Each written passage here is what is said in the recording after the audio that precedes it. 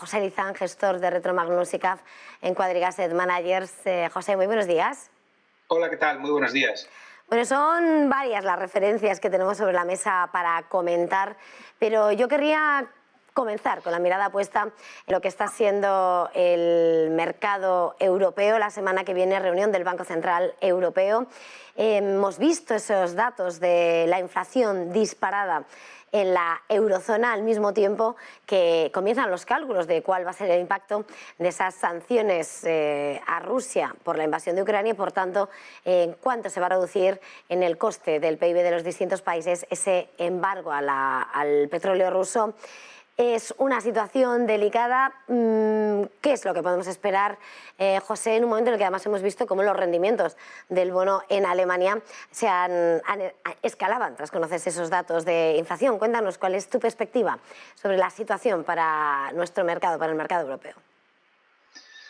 Bueno, pues comentábamos hace unas semanas que podíamos hablar de que el bono americano a 10 años en la zona del 3,20 probablemente hubiera hecho un techo, pero no nos atrevíamos a hacerlo para los bonos europeos, ¿no? Y desde luego, pues el tiempo poco a poco nos va dando la razón en el sentido de que el escenario en Europa parecía mucho más anclado en cuanto a que el discurso del Banco Central Europeo era más beligerante en contra de subir tipos. Christine Lagarde, si recordamos, dio la palabra transitoriedad mucho más que lo estuvo la Reserva Federal, le costó doblegar ese mensaje y ya ha claudicado, ¿no? Y realmente en el mes de mayo hemos tenido un rally espectacular del Euribor y de todos los tipos de interés en la eurozona, cuando el Banco Central Europeo, a través de varios miembros y la propia Christine Lagarde, ha dejado abierta la puerta a subidas de tipos en julio, en septiembre, y hablar del fin de la política monetaria ultra expansiva y de tipos negativos o tipos cero, cambiar la tasa de descuento. Y al final pues seguimos en el proceso de normalización monetaria, ¿no? El BCE, siempre comentábamos hace meses que siempre iríamos por detrás de Estados Unidos, que habíamos entrado en las políticas monetarias ultra expansivas más tarde y que la situación económica europea era diferente a la americana, no había tal overheating como había en Estados Unidos, pero sí que es verdad que las presiones inflacionistas en un entorno como en el que estamos y que las tasas no terminan de cesar y con unas tasas muy por encima de los objetivos, pues está haciendo que los bancos centrales claudiquen uno tras otro, ¿no? Poco a poco. Nos queda el bastión de Japón de momento, pero bueno, ya lo veremos. Y desde luego, pues lo que podemos esperar pues es normalización de política monetaria, ¿no? Con las consecuencias que ello trae. Yo creo que desde luego, hasta aquí, si el pico de inflación no se hace en los meses de abril y mayo, que por el efecto base, calendario, pues deberíamos ir hacia tasas más moderadas, ¿no? Ya va a pasar 12 meses desde que empezara la explosión de la inflación a nivel global, y a partir de ahora el comparable pues será un comparable con una base más alta y tendremos unas tasas más moderadas, ¿no? Pero yo creo que siempre hemos comentado lo mismo también, que iríamos hacia un escenario de inflaciones más altas de los que hemos tenido en la última década, pues porque hay unas circunstancias que se están rompiendo, como la globalización, unos commodities más altos en un entorno de una mayor demanda mundial, y yo creo que en ese entorno la normalización monetaria está siendo muy pausada, los bancos centrales van por detrás de la curva. Desde luego, si se enquista, empezaremos a ver sorpresas en los bancos centrales. Al final, lo que no se puede hacer es perder la credibilidad por parte de las entidades monetarias. Yo creo que hasta ahora, si echamos la vista atrás, durante una década, tanto la Reserva Federal como el Banco Central Europeo han estado combatiendo la deflación, los temores a la deflación, ¿no? Los quantitative easing y las bajadas de tipos y el entrar en terreno negativo en muchas yields solo se justificaba por el temor a la deflación, ¿no? Una vez rotos esos temores en un entorno como el actual, el gran problema que pueden tener los bancos centrales es perder la credibilidad como autoridad monetaria, ¿no? Que salga Janet Yellen diciendo nos hemos equivocado, pues no ayuda a ganar credibilidad, porque los agentes económicos dejan de creerse las previsiones a futuro de las entidades monetarias, y eso es muy peligroso, ¿no? Y a lo mejor si la inflación se enquista y los efectos de segunda ronda se aceleran y seguimos con una forma persistente, lo que veremos es a los bancos centrales en algún momento subiendo tipos por sorpresa, fuera de meetings oficiales, para tener un impacto importante, igual que lo hemos visto durante esta última década en momentos de mucho estrés financiero. Lo vimos en 2008, ¿no? Con bajadas de tipos por sorpresa en fin de semana, o vemos anuncios de quantitative easing por sorpresa. Pues los bancos centrales, si la inflación persiste, que yo creo que es pronto para para que veamos eso, ¿no? Pero tendrán que pegar un golpe de efecto, un golpe de timón y sorprender a los mercados con subidas de tipos para realmente poder controlar las expectativas y anclar las expectativas de inflación a futuro. Como digo, creo que eso es pronto para que lo veamos, pero si se enquiste y persiste y los commodities desde luego no cesan y la situación se endurece en cuanto a inflación, yo creo que los bancos centrales se verán abocados a tener golpes de efecto y a hacer movimientos por sorpresa. Como digo, creo que por ahora están cómodos dejando correr un poco la inflación, porque al final no nos olvidemos que hemos estado combatiendo deflación durante 10 años y yo creo que iremos a tasas más moderadas a partir de ahora por el efecto calendario y efecto base que decía, ¿no? Pero no es descartable que si esto se enquista a largo plazo y entramos en una espiral inflacionaria con efectos de segunda ronda, pues tenemos unos bancos centrales que sorprendan al mercado con subidas más agresivas de tipos, con subidas fuera de los meetings establecidos y del calendario establecido para tener un efecto y tratar de anclar las expectativas. Yo creo que la gran patata caliente que tienen, hablando mal, los bancos centrales ahora, es no perder la credibilidad, ¿no? Y al ir por detrás de la curva y al ir por detrás de las expectativas de inflación del mercado, ya han perdido algo de credibilidad al no ver venir y al hablar de transitoriedad tanto tiempo, pero desde luego si la pierden a largo plazo eso sí que sería súper inflacionista a su vez, ¿no? Porque los agentes económicos no creerían a sus bancos centrales y eso en un entorno de balances de bancos centrales hiperapalancados y con unas inyecciones masivas monetarias de la última década sería muy peligroso, ¿no? Entonces, bueno, yo creo que como digo, yo todavía mantengo el escenario de que creo que vamos a hacer el pico en abril y mayo y muy probablemente luego ya por el efecto base y cierta moderación y la propia ralentización económica se vayan suavizando las tasas, pero en niveles mucho más altos de lo que estábamos acostumbrados tiempo atrás. Pero desde luego si persiste y se desboca y se mantiene en niveles altos, veremos unos bancos centrales sorprendiendo al mercado y siendo mucho más agresivos para anclar esas expectativas, ¿no? Yo creo que Janet Yellen pues ha mostrado cierta debilidad y eso es peligroso como autoridad monetaria porque estás demostrando pues, que no tienes el escenario bajo control, ¿no? Y eso desde luego no es positivo. Esas declaraciones de Janet Yellen, efectivamente, aunque todos damos por hecho que evidentemente se estaba manteniendo ese discurso erróneo y por otro tipo de intereses, también se completa con la advertencia de alguna manera de que han llegado shocks que les han venido tal vez demasiado grandes y hablaba, entre otros, de lo que va a ser, además, el embargo al petróleo ruso, que asegura que no descarta que se vayan a producir nuevas perturbaciones, añadiendo además en ese cóctel como alimentador ha estado esas disrupciones en la cadena de suministro, esa política cero COVID en China. De hecho, esta misma mañana hemos escuchado al canciller, al responsable del Tesoro de Australia, señalar cómo la política de cero COVID en China pone en riesgo la economía de Australia. Evidentemente, la cadena de suministro, los precios, la oferta, se están viendo presionadas y estamos viendo cómo la actividad manufacturera, ese PMI de China, hoy confirmaba Caixin el dato que se decía de forma oficial ayer, cómo sigue en contracción la actividad manufacturera, aunque mejora la situación. Se acaban de levantar algunos bloqueos, pero la política se mantiene.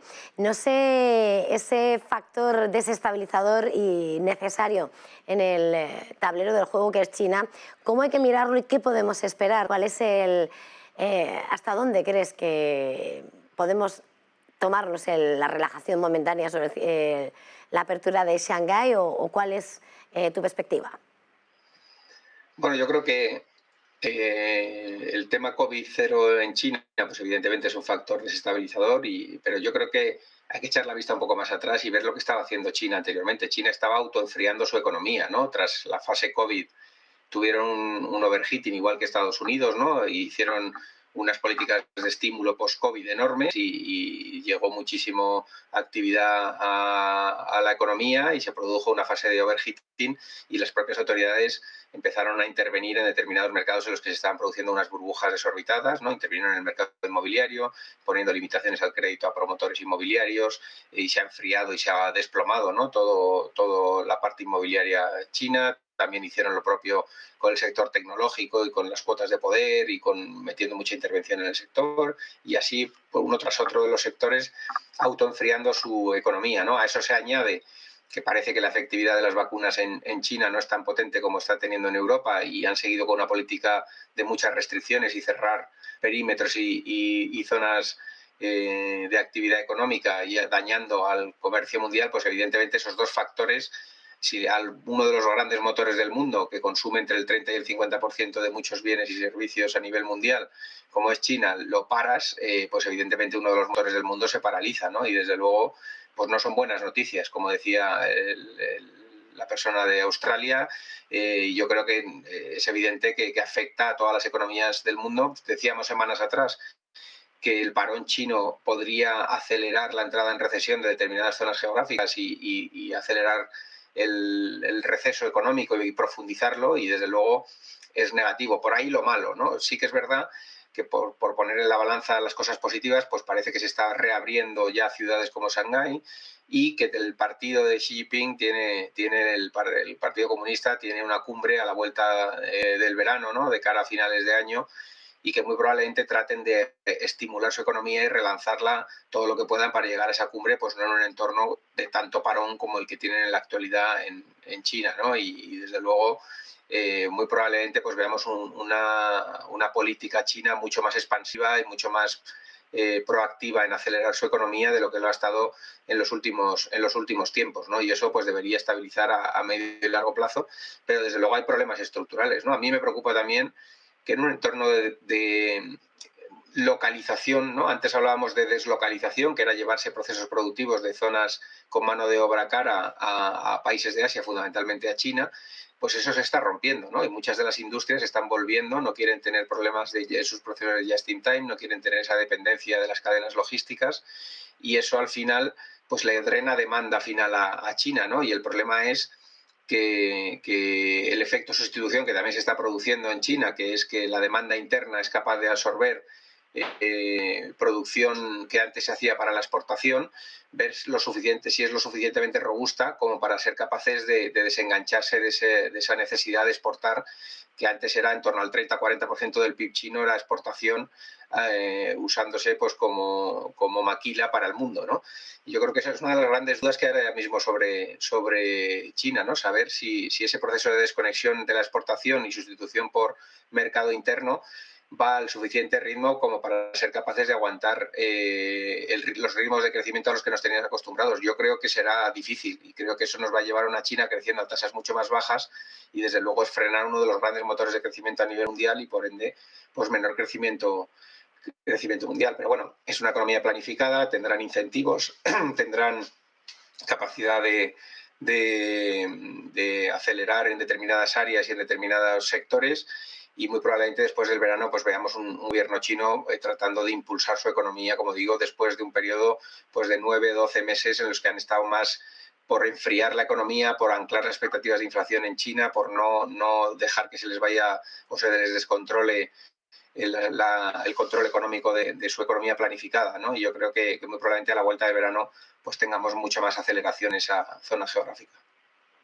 Entrando ya en protagonistas empresariales y cuestiones de fondo del mercado, quería que nos comentases.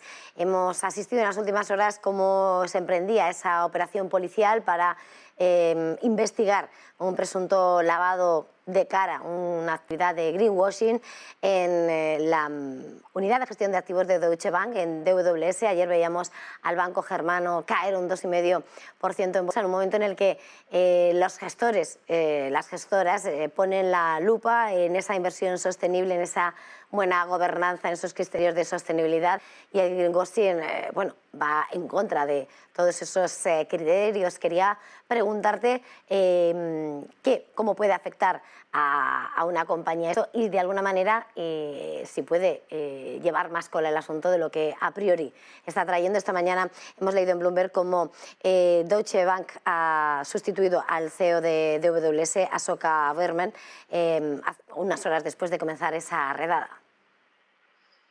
Bueno, pues es una ironía de la vida, ¿no? Que al final, por un tema de gobernanza, el criterio ESG de la propia Deutsche Bank se ve afectado por un tema de greenwashing, ¿no? La verdad que es una ironía de la vida, ¿no? Porque al final, pues hacer un misleading, como se suele decir en el mundo anglosajón, ¿no?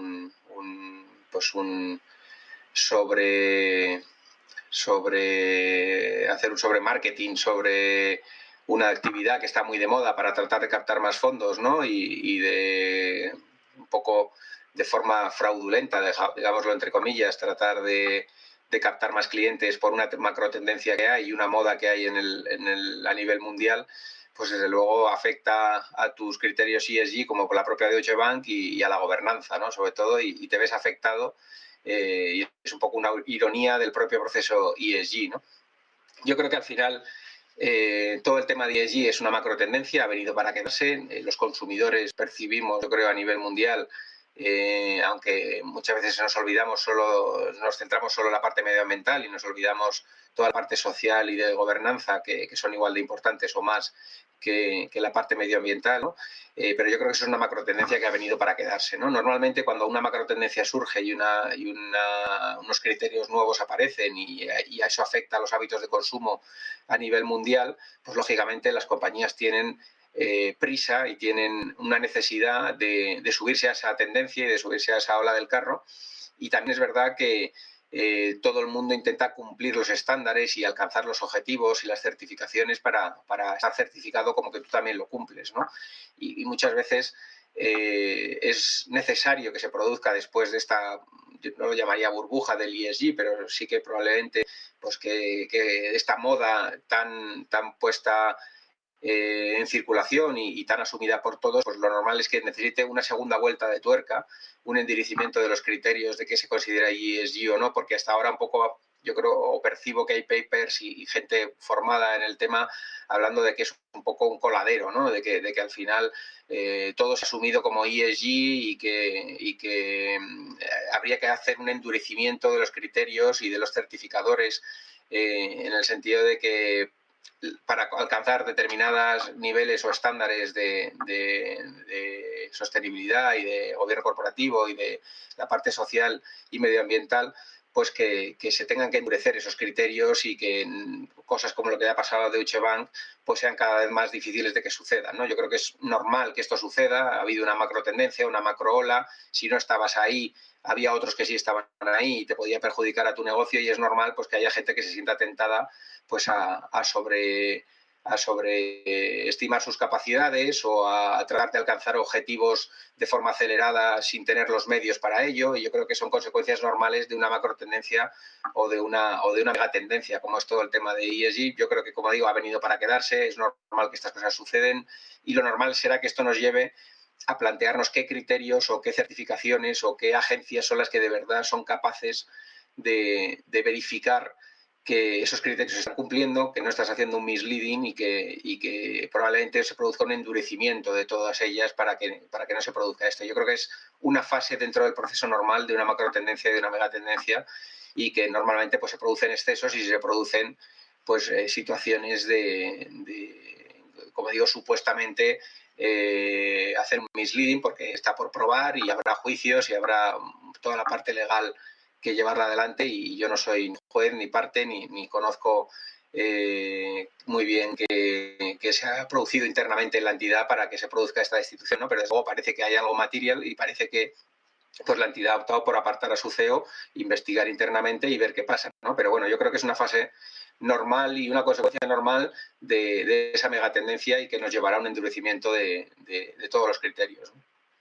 Pues muchísimas gracias, vamos a tener que dejarlo aquí. José Lizán, gestor de Retromagnus y CAF en Quadriga Asset Managers. Un placer haber estado este miércoles aquí en Negocios Televisión. Feliz jornada y feliz negocio. Igualmente, un saludo a todos.